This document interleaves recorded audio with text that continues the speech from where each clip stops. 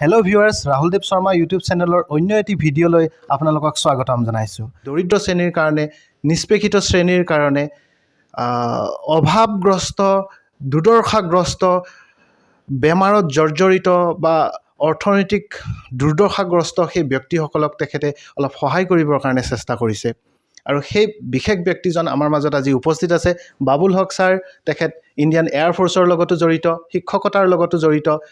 তেখেতে চৰকাৰী ইনকামৰ ধনেৰে, চৰকাৰী চাকৰিৰ দৰমহাৰ ধনেৰে, তেখেতৰ য'ত সামান্য দৰমহাৰ ধনেৰেও তেখেতে সমাজৰ কাৰণে, দৰিদ্ৰ শ্ৰেণীৰ কাৰণে কাম কৰি গৈছে। হেল্পিং হেণ্ড নামৰ এটা গোট এটা গঠন কৰি তেখেতে সমাজৰ দৰিদ্ৰ শ্ৰেণীৰ কাৰণে কাম কৰি গৈ আছে। আৰু তেখেতৰ এক্টিভিটিছবিলাক আমাৰ ভিডিঅ'ৰ ডেছক্ৰিপশ্যনত আপোনালোকক দিম, আপোনালোকে চাব পাৰিব তেখেতৰ কি কাম কৰিছে দৰিদ্ৰ শ্ৰেণীৰ কাৰণে। গতিকে প্ৰথমে মই শ্ৰদ্ধাৰ বাবুল ছাৰক আমি নমস্কাৰ জনাইছোঁ। ছাৰ নমস্কাৰ। নমস্কাৰ। হয়, প্ৰথমতে শ্ৰদ্ধাৰ ৰাহুল দেৱ ছাৰলৈ মই অশেষ ধন্যবাদ জ্ঞাপন কৰিছোঁ। আৰু ছাৰে যে মোৰ নিচিনা সাধাৰণ মানুহ এজনক বিচাৰি আহি মোৰ ভিডিঅ' এটা বনাম বুলি কৈছে, তাৰ কাৰণে মই বহুত ধন্যবাদ জনাইছোঁ। একচুৱেলি মই বহুত দিনৰ পৰাই মোৰ এটা সপোন আছিল তেনেকুৱা, মই অলপ মানুহক সহায় কৰিম। কিছুমান মানুহ আছে সমাজত আচলতে সিহঁতৰ সহায়ৰ বহুত দৰকাৰ। আচলতে আমি চকুত বহুতে দেখিও আমি আওকাণ কৰি গুচি যাওঁ, কিন্তু মই নোৱাৰোঁ। সেইকাৰণে মই বহুত ভাবিছোঁ আৰু মই আগৰ পৰাই কৰি আহিছোঁ, কিন্তু মই আচলতে ফ'কাছত অহা নাছিলোঁ, ভিডিঅ' বনোৱা নাছিলোঁ। মই পিছত ভাবিলোঁ হয়তো মই ভিডিঅ' বনালে আনে দেখিলে হয়তো 2-এজন মানুহ ইনস্পায়াৰ হ'ব, তেনেকৈ। আৰু অন্য একো মোৰ উদ্দেশ্য নাই। সেইকাৰণে ছাৰ মই বনাইছোঁ। একচুৱেলি মোৰ যিটো চেনেল, এইটো হিউমেনিটি মোৰ দেন এভৰিথিং। হয়, আপোনালোকে গম পাইছে ইতিমধ্যে। আমাৰ ডেছক্ৰিপশ্যনত মই আকৌ কৈছোঁ, ছাৰৰ ইউটিউব চেনেলৰ লিংক আৰু ছাৰৰ ভিডিঅ'ৰ লিংকবোৰ আমি সন্নিৱিষ্ট কৰিম, আপোনালোকে চাব পাৰিব ছাৰে কেনেধৰণত কাম কৰিছে। এতিয়া হেল্পিং হেণ্ড এণ্ড হিউমেনিটি শীৰ্ষক যিটো ছাৰৰ ইউটিউব চেনেল আছে, তাত গোটেই ডিটেইলছ কথাবোৰ আছে। মই ছাৰ আপোনাৰ পৰা জানিব বিচাৰিম, এই যে আপুনি দৰিদ্ৰ শ্ৰেণীটোৰ কাৰণে, এই দুখীয়া মানুহখিনিৰ কাৰণে যে কিবা এটা কৰাৰ এটা মানসিকতা যে আপোনাৰ মনত যে গঢ় লৈ উঠিলে, আপুনি যে হৃদয়ৰ পৰা কিবা এটা কৰিবৰ কাৰণে চেষ্টা কৰিছে সেই অভাৱগ্ৰস্ত সকলৰ কাৰণে, এই মানে মাইণ্ডছেটটো আপোনাৰ কেনেকৈ গঢ় লৈ উঠিলে? একচুৱেলি ময়ো একেবাৰে মধ্যবিত্ত পৰিয়ালৰ পৰা অহা, আৰু গাঁৱত মোৰ জন্ম। তেতিয়া মই সৰুকালৰ পৰাই মই অভাৱ বা মানুহ কেনেকুৱা পৰিৱেশত থাকে মই চাই আহিছোঁ। আচলতে আমি গ্ৰাউণ্ড লেভেলৰ পৰা অহা। আমি সদায় আহোঁতে যাওঁতে, ট্ৰেইনতে হওক, বাছতে হওক, আমিতো সাধাৰণ মানুহ, এই চকুত মোৰ সদায় মানে দৃশ্যবোৰ জিলিকি সদায় পাওঁ। এতিয়া মই চাকৰি পোৱাৰ পিছত মই এনেকুৱা এটা মানে মোৰ মনত এটা মানে সিদ্ধান্ত ল'লোঁ, হয়তো দৰমহাটো আৰু 2-4-5 হাজাৰ টকা মই কম পালেও চলিলেহেঁতেন, বা আৰু 10,000 টকা বেছি পালেও আমাৰ সেই অভাৱ যিটো অনাটন সেইটো থাকিয়েই যাব মানুহৰ মাজত। বা এতিয়া আজিকালি সেই এয়াৰফ'ৰ্চৰ পৰাও পইচা অলপ পাওঁ, সেইখিনিও নাপালেও মোৰ চলি গ'লহেঁতেন। তেনেকৈ মানুহৰ তেনেকৈয়ে চলে। সেইবোৰ দি আৰু মিলামিলিকৈ তেনেকৈ আৰু কৰিছোঁ, আৰু যিমান পাৰিছোঁ চেষ্টা কৰিছোঁ। আৰু মই এটাই ৰিকুৱেষ্ট চবকে কৰিম, আপোনালোকেও সহায় কৰক। মানুহক সহায় কৰিলে একো নাযায়, সেইটোৱে আৰু। ধন্যবাদ ছাৰ। মই ব্যক্তিগতভাৱে মোৰ বন্ধু পংকজ ছাৰ বা আমি দুজন আপোনাৰ এই যিটো মহান পদক্ষেপ, এই পদক্ষেপটোৰ লগত আমি জড়িত হ'ম, আমাৰ ইচ্ছা আছে। মই কিন্তু আপোনাক এটা কথা সুধিব বিচাৰিছোঁ। আপোনাৰ ভিডিঅ'বোৰত আমি দেখিছোঁ যে আপুনি কিছুমান দৰিদ্ৰ আৰু কিছুমান সংগ্ৰামী মানুহক আপুনি সহায় কৰিছে। এতিয়া আপুনি ভাবে নেকি যে সেই মানুহখিনিক আপুনি অলপ সহায় কৰিলে তেওঁলোকৰ সমস্যা দূৰ হৈ যাব? কিন্তু আপুনি যি সহায় কৰিছে, সেই সহায়খিনিৰে তেখেতৰ এদিনৰ আহাৰ হ'ব, 2 দিনৰ আহাৰ হ'ব, বা তেওঁ কিবা এটা এসপ্তাহৰ মেডিচিন কিনিব, ঔষধ কিনিব, মানে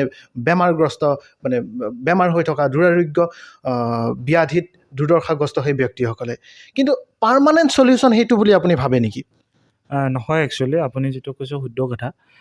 মই কৰিছোঁ, কেইবাটাও মই ভিডিঅ'ত দেখাইছোঁ। সিহঁতক মই এনেকুৱা এটা মানে এনকাৰেজ কৰিবলৈ চেষ্টা কৰিছোঁ, যিবিলাক অলপ সুস্থ মানুহ, যে আপোনালোকে এইখিনি পইচা দিয়ে, আমি যিমান পাৰিছোঁ দিছোঁ, আপুনি যদি আছে অলপ লগাই পেলাই আপুনি কিবা, আজিকালি পাণৰ দোকান দিও মানুহ চলিছে, বা কিছুমান একেবাৰে বেকাৰগ্ৰস্ত মানুহ, যিবিলাকৰ ধৰক 2-এটা হাত বা পংগু এইফালে, বা মই অলৰেডি পাইছিলোঁ কেইদিনমান আগত কেঞ্চাৰ, ঘৰত একো নাই বা মাটি সম্পত্তিও নাই।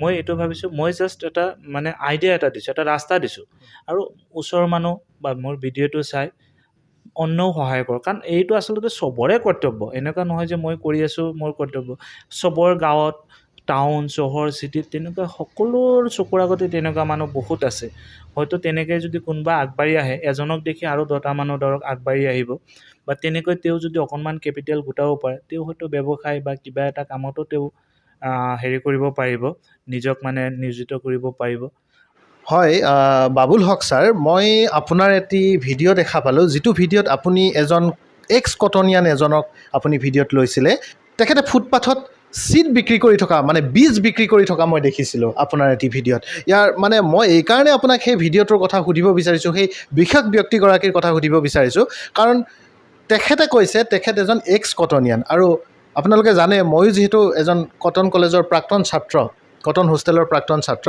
গতিকে মই জানিব ইচ্ছা কৰিছোঁ যে আমাৰ প্ৰাক্তন শিক্ষামন্ত্ৰী তথা প্ৰাক্তন বিজেপিৰ সভাপতি সিদ্ধাৰ্থ ভট্টাচাৰ্যই ডাঙৰীয়াৰ লগত ক্লাছমেট হয় একেলগে পঢ়িছিলে তেখেতে আৰু কেইজনমান গণ্যমান্য ব্যক্তিৰ কথাও উল্লেখ কৰিছে গতিকে সেই বিশেষ ব্যক্তিজনক আপুনি কেনেকৈ পালে বা সেই ব্যক্তিগৰাকীয়ে ইমান এজন মানে কটন কলেজত পঢ়ি সেই সময়ত BT পাছ কৰি ইমান ধুনীয়া ফ্লুৱেণ্ট ইংলিছ কয় তাৰপিছত সেই মানুহজনে কিয় ফুটপাথত এনেধৰণৰ বীজ বিক্ৰী কৰি বহি থাকিব লগা হৈছে তাৰ কাৰণটো কিবা আপুনি সেই বিশেষ ব্যক্তিজনক কেনেকৈ পালে একচুৱেলি মই সেই বিশেষ ব্যক্তিজনৰ যিজন কৈছে মানুহজনৰ নাম একচুৱেলি প্ৰশান্ত বৰঠাকুৰ মানুহজন গোলাঘাট ডিষ্ট্ৰিক্টৰে হয় বৰুৱা গাঁৱৰ একচুৱেলি ময়ো মানুহজনক ব্যক্তিগতভাৱে ইমান নাজানো মই অফিচৰ পৰা আহি থাকোঁতে আপোনাৰ PTCৰ ওচৰত এটা ডাঙৰ বজাৰ হয় সেই বজাৰত মই প্ৰথম যিদিনাখন মানুহজনক পাইছিলোঁ মানুহজনৰ হেৰিটো বহুত বেয়া আছিল তবিয়ত বহুত বেয়া আছিল ফিজিকেলি তেখেতে মানে বেহুচ হোৱাৰ নিচিনাকৈ অচেতন হোৱাৰ নিচিনাকৈ পৰি আছিল মানুহ কেইজনমান গোট খাই আছিল মই আহোঁতে মই বাইকখন ৰখাই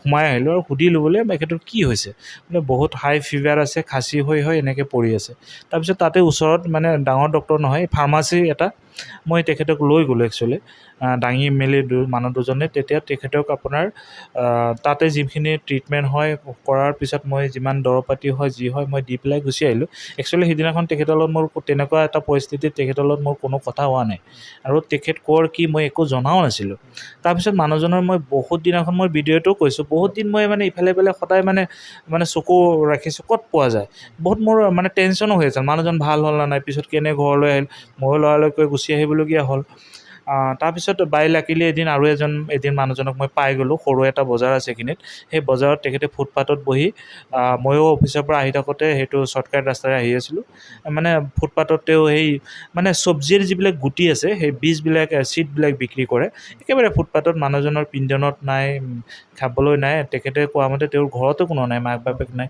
থাকিবলৈ একো নাই যিয়ে নহওক তেওঁ হয় তেখেতে কোৱা অনুসৰি সঁচাও মই আৰু মানুহৰ পৰা গম পাইছোঁ তেখেতে কটন কলেজতে পঢ়া হয় আৰু তেখেতৰ ক্লাছমেট যে আপুনি কৈছে আমাৰ সন্মানীয় সিদ্ধাৰ্থ ভট্টাচাৰ্যদেৱ তেখেত এইটোও হয় মই হেৰি কৰিলোঁ কিন্তু এখেতৰ মই সিদিনাখনো তেখেতৰ লগত ভিডিঅ' বনাই ইমান তেখেতক বিৰক্তি দিয়া নাই বা প্ৰথম দিনাখনেই তেওঁৰ লগত মই জাষ্ট ক্ল'জ হৈছোঁ তাক যিমান পাৰিছোঁ অকণমান মই সহায় কৰিছোঁ কি কাৰণত তেওঁ কটন কলেজৰ পৰা বা তেখেত আচলতে ইংলিছৰ টিচাৰো আছিল বেলেগ জেগাত হয় তেনেকৈ তেওঁ নিজে ইণ্টাৰভিউত তেওঁ কৈছে কি কাৰণত তেওঁ ফুটপাথলৈ আহিবলগীয়া হ'ল ইমান কথা মোৰ আচলতে মই নাজানো ছাৰ যিহেতু সেই ব্যক্তিজনক আপুনি আকৌ লগ পোৱাৰ সম্ভাৱনা থাকিবনে বাৰু আছে মই তেখেতৰ গোটেই ঘৰৰ এড্ৰেছটো লৈছোঁ মই সময় উলিয়াই লৈ তেখেতৰ মই ঘৰলৈ যাম একচুৱেলি ঘৰত একো নাই বুলি শুনিছোঁ জাষ্ট এটা জুপুৰি ঘৰ নিচিনাকৈ তেখেতে থাকে মই অলপ কিবা পাৰিলে সহায়ো কৰিম লাগিলে আপোনাকো মই লগ ল'ম মই গৈ তেখেতক একচুৱেলি কেনেকৈ তেওঁ কটন কলেজৰ পৰা বা ইমান এটা অভিজ্ঞ ইমান এটা মানে ব্ৰিলিয়াণ্ট ষ্টুডেণ্টৰ পৰা আজি এনেকৈ ফুটপাথত আহি গ'ল বা চিন্তনীয় বিষয় মই সদায় ভাবি আছোঁ আৰু তেখেতৰ লগত মই আৰু অলপ ক্ল'জ হৈ মই ডিটেইলছ কথা লৈ এটা মই ভিডিঅ' বনাই মই গোটেই আৰু বহুত মানুহে আপুনি যেনেকৈ সুধিছে বহুত মানুহে মোক সুধিছে তেনেকৈ মোক ভিডিঅ'ত কমেণ্টো কৰিছে যে এই মানুহজনে কেনেকৈ ইমান হেৰিৰ পৰা আজি ফুটপাথত পটককৈ আহিবলগীয়া মোৰো মানে সেইটো মানে প্ৰশ্ন তো সেই ভিডিঅ'টো বনাই মই আপোনালোকক হেৰি কৰিম ধন্যবাদ আপোনালোকক মই সেই বিশেষ ভিডিঅ'টোৰ লিংক এই ভিডিঅ'টোৰ ডেছক্ৰিপশ্যনত মই দিছোঁ আপোনালোকে চাব পাৰিব সেই ব্যক্তিজনক যথেষ্ট স্মাৰ্ট হয় তেখেতৰ খুব ফ্লুৱেণ্ট হয় মই ছাৰ আপোনাক শেষত এটা প্ৰশ্ন সুধিব বিচাৰিছোঁ আপুনি এজন অসমীয়া ল'ৰা আপুনি এজন খিলঞ্জীয়া অসমীয়া ল'ৰা হোৱাৰ পিছত অসমীয়া আপোনাৰ মাতৃভাষা হোৱাৰ পিছত আপুনি ভিডিঅ'বোৰ হিন্দী ভাষাত কিয় বনাব ট্ৰাই কৰিছে বা হিন্দী ভাষাত কিয় বনাইছে? আপোনাৰ কি হিন্দী প্ৰীতিটো বহুত বেছি নেকি? আপুনি কি বুলি ভাবে? কিহৰ কাৰণে এইটো পদক্ষেপ ল'লে? নাই, তেনেকুৱা নহয়। তেনেকুৱা আচলতে আপুনি ভবাৰ দৰে কথাটো নহয়। হিন্দী ফ্লুৱেঞ্চিটো ময়ো অলপ শিকিবলৈ ভালকৈ চেষ্টা কৰি আছোঁ। আৰু বিশেষকৈ মই যেতিয়া এয়াৰফ'ৰ্চৰ সেই ট্ৰেইনিং কৰিবলৈ গৈছিলোঁ, তেতিয়া মোৰ গোটেই ফ্ৰেণ্ডবোৰে জানে মই অসমীয়াক বহুত ভাল পাওঁ। অসমীয়াটো মোৰ আপোন, এইটো বস্তু মই জানোৱেই। বেলেগ এটা ভাষা মই শিকি বা অভিজ্ঞতা লোৱাটো এইটো মই ভাবোঁ এটা চবৰে কৰ্তব্য। তেতিয়া মই আগতে আপুনি জানে চাগে, মই নৱোদয় বিদ্যালয়তো বহুত বছৰ মই কাম কৰিছোঁ। সেই ক্ষেত্ৰত মই বিহাৰ, ঝাৰখণ্ড, নাগালেণ্ড বা বাহিৰত মই থাকিবলৈ গৈছিলোঁ। তো মোৰ বেছিভাগ ফ্ৰেণ্ড চাৰ্কল বা ষ্টুডেণ্ট চাৰ্কল আজি সেইবিলাক বহুত ডাঙৰ মানুহ হৈছে, বা এয়াৰফ'ৰ্চৰ লগত মই জড়িত হৈ আছোঁ, বা সেইটোৰ ক্ষেত্ৰত যিমান মোৰ ফ্ৰেণ্ড বেছিভাগে হিন্দীভাষী। মই এনেকুৱা ভাবিছোঁ যে ভিডিঅ'টো এনেকুৱা বনালে আৰু মানে স্প্ৰেড হৈ যাওক, মানে অসমৰ বাহিৰলৈ যাওক। অসমতো আমাৰ চবেই হিন্দী বুজি পায়, ধুনীয়াকৈ বুজে। আৰু ময়ো অলপ চাওঁ। ধন্যবাদ ছাৰ। আপোনাৰ লগত ময়ো হিন্দী শিকিম আপোনাৰ পৰা। যি কি নহওক, শ্ৰদ্ধাৰ দৰ্শক মণ্ডলী, এই বাবুল হক ছাৰৰ যিটো মহান উদ্দেশ্য, যিটো অৰ্গেনাইজেশ্যনৰ জৰিয়তে ছাৰে দৰিদ্ৰ, পীড়িত আৰু দুৰাৰোগ্য ৰোগৰ পীড়িত সেই ব্যক্তিসকলক সহায় কৰাৰ মানসিকতাৰে তেওঁ পদক্ষেপ লৈ আছে। নিজৰ কষ্টোপাৰ্জিত দৰমহাৰ ধন তেওঁ দৰিদ্ৰ ৰাইজৰ কাৰণে অৰ্পণ কৰিছে। গতিকে এই মহান পদক্ষেপক আপোনালোকে আমি প্ৰত্যেকেই ছাপোৰ্ট কৰাটো বহুত প্ৰয়োজন হয়। মই আকৌ এই ভাল কামৰ কাৰণে উৎসাহ যোগাইছোঁ। ছাৰক আমি সহযোগিতা কৰিবৰ কাৰণে পৰ্যায়ক্ৰমে চেষ্টা কৰিম, আৰু এই কাম যাতে আগলৈও তেওঁ কৰি গৈ থাকে তাৰ কাৰণে আমি অনুৰোধ জনাম। মই শেষত ৰাহুলদেৱ শৰ্মা ইউটিউব চেনেলৰ দৰ্শকক আপুনি কি ক'ব বিচাৰিব?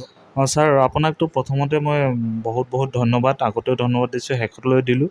আৰু গোটেই যিসকলে মোৰ এই ভিডিঅ'টো আপোনাৰ চাই আছে চবকে ধন্যবাদ। আৰু আমাৰ যিমান দৰকাৰী পইচা যিমান বেছি হ'লেও আমাৰ সদায় কমি যায়, এইটো মানুহৰ নিয়মে। আমাৰ অভাৱ কেতিয়াও পূৰণ নহয়। যিমান বেছি হ'লেও আৰু শেষ হৈ যায় আৰু লাগতিয়াল হয়, কম হ'লেও চলি যায়। তাৰ ভিতৰতে মিলামিলিকৈ অলপ যিমান পাৰে আপোনালোকে সহায় কৰক, আনক সহায় কৰক। আৰু মানৱ সেৱাই পৰম ধৰ্ম, মই সেইটোৱে জানো। এগেইন চবকে মই বহুত বহুত বহুত অন্তৰৰ পৰা ধন্যবাদ দিছোঁ। আৰু এটাই ৰিকুৱেষ্ট কৰিছোঁ, আপুনিও সহায় কৰক, আনক ইনস্পায়াৰ কৰক। ধন্যবাদ ছাৰ। এয়া আছিলে আমাৰ লগত আজি উপস্থিত থকা হিউমেনিটি এণ্ড মোৰ দেন হেল্পিং হেণ্ডৰ নেতৃত্বত থকা শ্ৰদ্ধাৰ বাবুল হক ছাৰ। ছাৰে নিজৰ গাঁঠিৰ ধন ভাগি দৰিদ্ৰ ৰাইজক, দৰিদ্ৰ জনসাধাৰণক যৎপৰোনাস্তি সহায় কৰিবৰ কাৰণে তেখেতে চেষ্টা কৰিছে। মই আশা কৰিম আমাৰ এই ভিডিঅ' চাই থকা ব্যক্তিসকল আপোনালোকেও যাতে নিজৰ সাধ্য অনুযায়ী দৰিদ্ৰজনক আপুনি 10 টকা, 20 টকা, 5 টকা বা কেতিয়াবা কেক এটাও কিনি দিব পাৰে, কেতিয়াবা দৰিদ্ৰজনক একাপ চাহো খুৱাব পাৰে। গতিকে এই সকলোবিলাকেই আচলতে কি হয়, আমাৰ আন্তৰিকতা, আমাৰ মানৱীয়তাৰ ভিতৰত পৰিব।